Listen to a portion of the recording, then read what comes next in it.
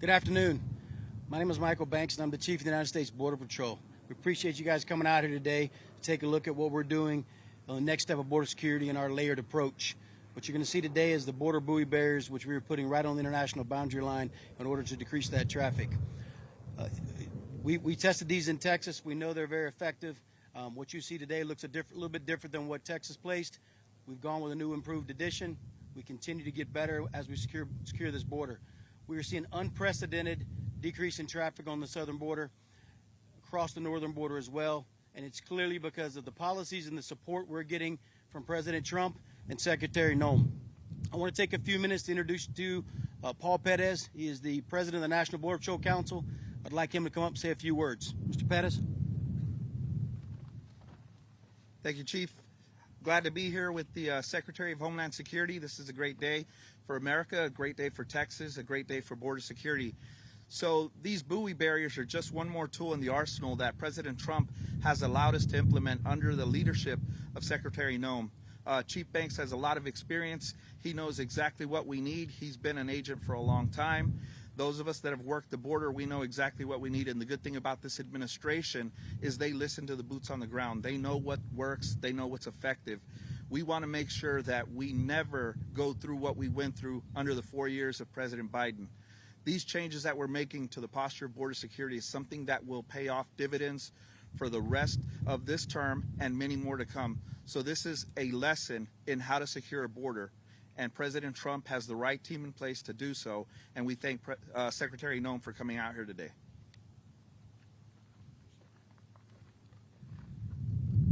It's a great pleasure to introduce you to the Honorable Kristi Noem, Secretary of Homeland Security.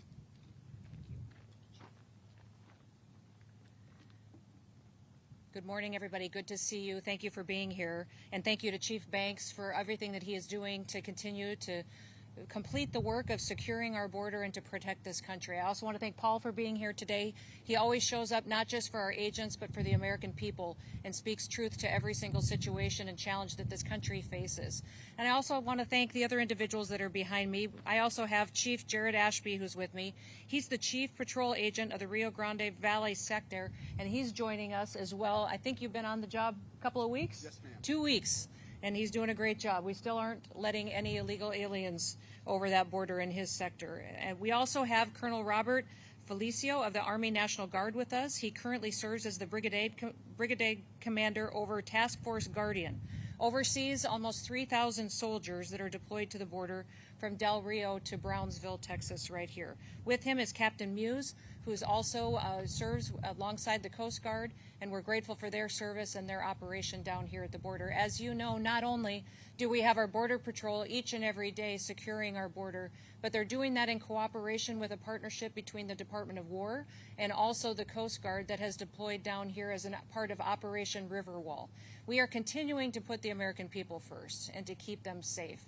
And we do that, first of all, by making sure that we're a nation of borders. We recognize, and President Trump recognizes, that a nation with no borders is no nation at all, and our laws need to be enforced. And that is a dramatic change, especially in this part of America down here at the southern border from what the Biden administration was enforcing. They ignored our laws, allowed an invasion of dangerous criminals, known and suspected terrorists to come into our country, and every day while we work to remove them, we are still focused on making sure that this border barrier is safe and that these families here are secure. This morning I met with several local farmers and ranchers, talked to them about the dramatic change that has impacted their lives over the last year. Before President Trump was in office at the end of 2024, they had an invasion going on their property. Their crops were being destroyed. They couldn't go out and take care of their land because of security reasons. They were carrying weapons to protect their families and their property, and they hoped that someone would care enough to come and help secure not just their livelihoods, but also the land that had been in their family for generations. Today, they told a very different story. They told a story of land that had essentially been given back to them, that now they could go out there and check their crops, work the ground safely, not be in fear of danger. They could go out and walk up and down their roads without the concern of being run over by cartel members moving their loads of dope across the border and into the United States. And they also told the stories and the memories of the horrific encounters that they had to deal with in their own home communities because of what Joe Biden was doing to this country. Joe Biden invited chaos into America in the form of the 4-year border crisis that has been unprecedented and broke a lot of what makes America great, and President Trump has been focused on putting it back together and making sure that Americans know that they have a leader that believes in them and wants to give them a chance at the American dream. Those ranchers that I spoke with and those farmers that I spoke with this morning, they're all Americans that agree that our country needs to be safe and needs to be secure, and they're grateful for President Trump's leadership. In 2025, daily illegal alien apprehensions at the southwest border have dropped by 95%. And for almost 10 months in a row, nearly a year, the Border Patrol has released 0 illegal aliens into our country. That is a record-setting amount of time period that we have had. And we have also seen 2.6 million illegal aliens removed from the United States of America. That includes almost 700,000 that have been arrested and deported and brought to justice, and then almost 2 million that have left voluntarily, because we sent a very clear message to the world that if you are in the United States illegally, go home now. If you wait until we detain you and deport you, you will never get the chance to come back and be a part of the American dream. The American people have a lot to celebrate in this historic year, but we have a lot more work to do. Even the most historic success does not mean that we can rest on all of our laurels. Innovation and improvement is important, and that's why today we're announcing the next steps to secure our border. The Department of Homeland Security and U.S. Customs and Border Protection are deploying over 500 miles of border barrier in the form of water barriers like you see behind us. These barriers were funded in the One Big Beautiful Bill, and that is long enough to stretch all the way from Washington, D.C. to Nashville, Tennessee.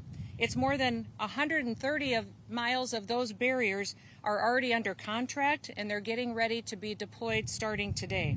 These barriers consist of floating buoys that are 4 to 5 feet in diameter and up to 15 feet long. The buoys that you see here today behind me are ones that are made right in America by a family-owned company down the road here in Texas. CBP is working closely with our state of Texas and the U.S. International Boundary and Waters Commission to make sure that the buoy barriers are installed properly and that they are going to last for many, many years to come. These barriers will make it much harder for illegal aliens, drug smugglers, and human traffickers to cross the river and other waterways where they will be deployed. They'll create a safer environment for agents on patrol. And securing our waterways not only protects Americans, it saves the lives of illegal aliens by deterring them from daring to attempt to cross through this treacherous water. Under Joe Biden, nearly 3,000 illegal aliens died attempting to cross into the United States, and an untold number of individuals drowned. Water crossings are the second highest cause of death for aliens crossing the border, with heat exhaustion being number 1. Things are so calm here now that it's easy to forget how bad things really were. In 2023, I want to remind you that the United Nations declared Biden's wide-open border barrier and border invasion the world's deadliest land migration route. Those barriers, and these ones behind me, are going to save our lives and going to save illegal alien lives. It will help stop the drug trafficking that's devastating our next generation of Americans, and it will also make sure that we're stopping the human trafficking that we've seen for so many years. Cartels now use drones to smuggle drugs as well, and other technology. We will continue to deploy technology to meet the challenges that we have in front of us. And as we continue to stop these smugglers, we're going to be working around the clock to stop the damage of the Biden administration. Joe Biden was complicit and culpable in the biggest child trafficking ring in all of human history. On his watch, more than 450,000 unaccompanied children were lost, or they were placed with unvetted sponsors at the southern border and were completely overwhelmed. So far, the Trump administration has found over 129,000 of these children, and we're going to continue to ramp up our efforts to make sure that every single one of them is accounted for, found, and returned to family and people who love them. President Trump's doing everything that he can to keep America safe. I want to thank you for being here. I want to thank Chief Banks, the state of Texas, our Border Patrol, and all the individuals that are out there making sure that our border not only continues to be safe and secure, but that we also are out there deploying technology to make sure that all Americans get the chance to live in America where they can get up in the morning and be excited about raising their kids and their grandkids in a country that is free. And with that, I'll turn it back over to any questions that you may have. Yes, right here.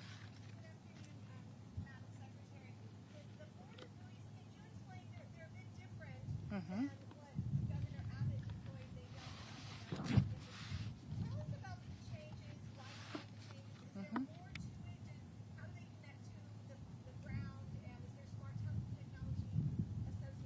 Absolutely. I'm going to let Chief Banks describe the technology and the advancement in the buoy barriers because he's worked extensively on the development of this device and with a company that will be under contract to provide many of these miles of barrier for us. And so I believe what you're referring to in the barriers was the discs that were placed in between each of the barriers that the state of Texas put into place. Those discs were anti-tamper discs. What we did is, as we developed it out, we've created a way to create the same anti-deterrence or anti-tampering deterrence without having the disc in there. And so the system still works the same as far as how it sits on a ratchet system. As you try to climb up onto the buoys, they roll backwards, preventing you from being able to climb on.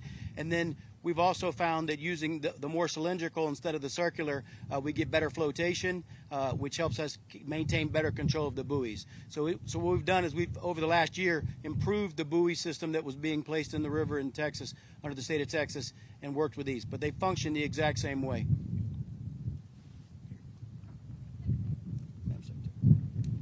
Yes.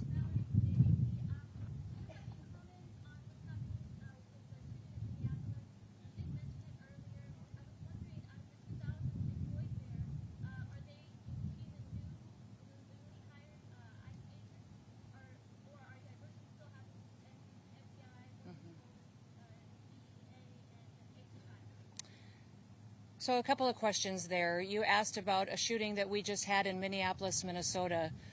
It was an act of domestic terrorism. What happened was our ICE officers were out in an enforcement action.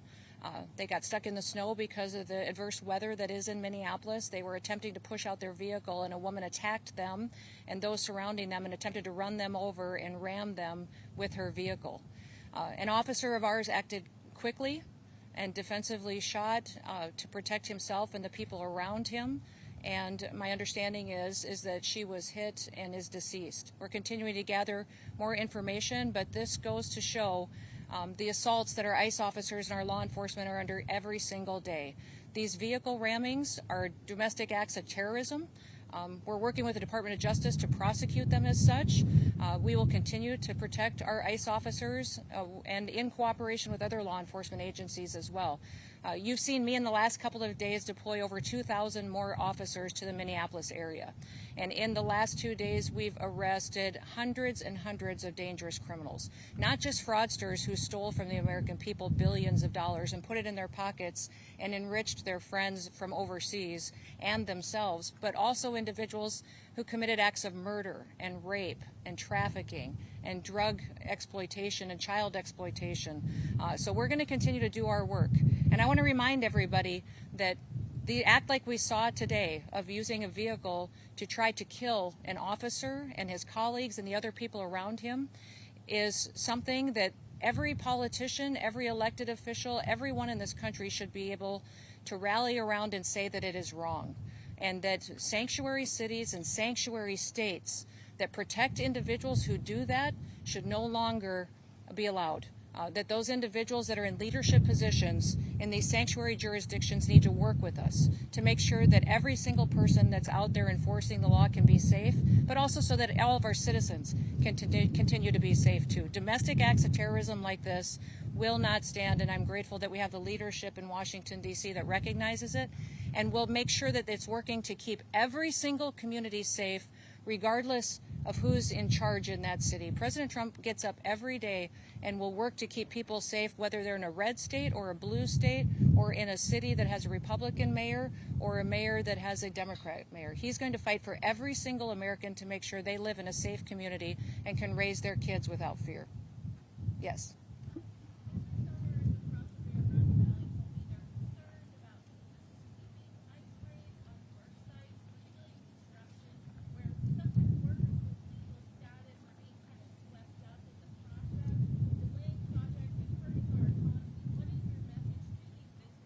Well, that's simply not happening.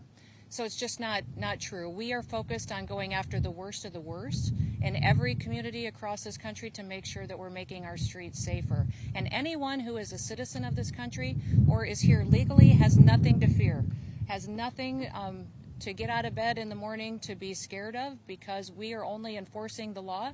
If you are in violation, if you have perverted one of our programs in order to be here illegally, absolutely. You may be held accountable for that action. But that individual and those businesses don't have anything to fear if they're following the law. Sure. Mm-hmm.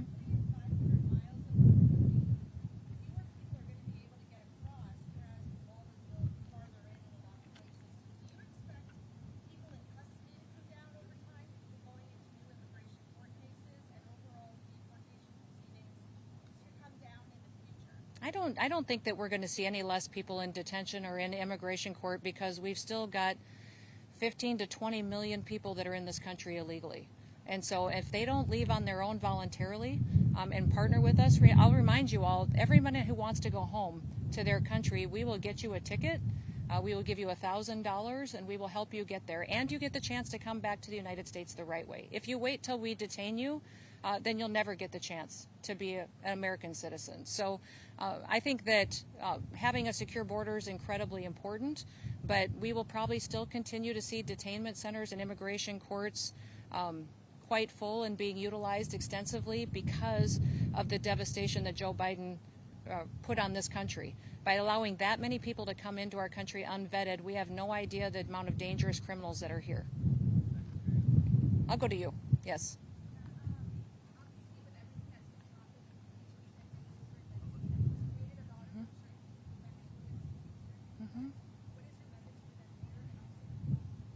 Overwhelmingly, the Venezuelans that I've heard from and talked to are excited about the changes that they see in their country. It is never a bad thing to have a murderous, vicious dictator removed from power.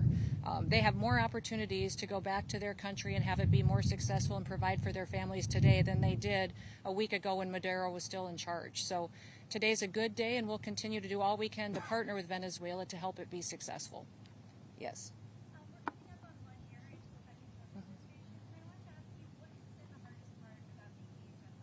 Oh, nothing's hard about this job. My favorite thing to do is to solve problems and meet challenges. So President Trump and this country are the greatest gifts that I think we have right now, because we were handed a mess. And this country, people are desperate for some hope and some opportunity to remind themselves of what being an American is all about. So I am very blessed every day that I get the chance to get up and work with law enforcement officers, work with people who take an oath to put their life on the line for their fellow brothers, and I absolutely love it. Yes, sir. You know, my understanding is that Hilton has severed their franchise relationship with the owner of the hotel that we saw disrespecting our law enforcement so much. My hope is that hotel owners and franchises across the country would recognize this as an opportunity for them to bless our law enforcement officers. When you see them in your communities, support them, support their families, maybe give them an opportunity to have a chance to stay at your hotel, and maybe make them some eggs in the morning, give them some toast and juice, and shake their hand and pray over them as they go out the door that they'll be safe while they do their work. I know that when you turn on the news every day, it sounds discouraging, but our law enforcement are the perfect example we can point to for our kids of the kind of Americans we should all want to grow up to be like. Yes.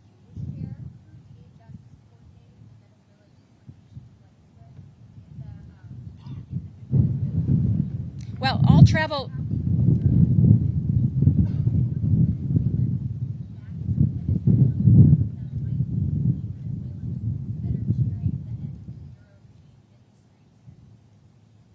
So the State Department always works on all travel documents and flight arrangements for every country when we return individuals back to their homes.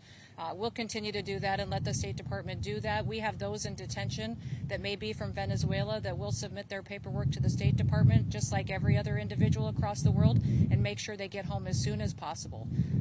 We'll continue to evaluate every situation in every country and always make sure that we're putting Americans first. You'd have to ask the State Department. Other questions? Yes. Oh, one more? Go for it.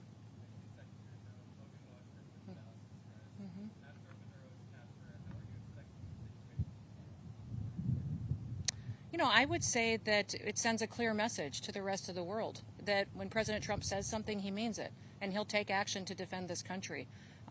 We have been busy communicating that with world leaders, where we've seen a lot of our illegal alien and criminal population come from. I'm grateful that not only do they know that we speak a lot of words and that we try to build relationships, but also if you violate our laws, if you threaten people, and if you don't follow what international law is as well, then there will be consequences. Okay. Oh, yep, last one.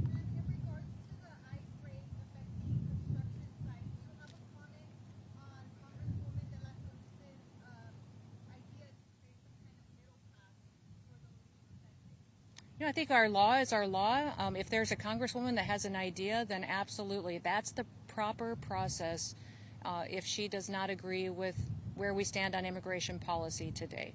Congress is elected to debate and to be thoughtful and to create policy and then vote on it and create statute. If she has an idea, her colleagues in Congress and the White House are more than interested in talking about it and see if it's something that America can get behind. Okay. Thank you all for being here. I appreciate it. Have a wonderful day.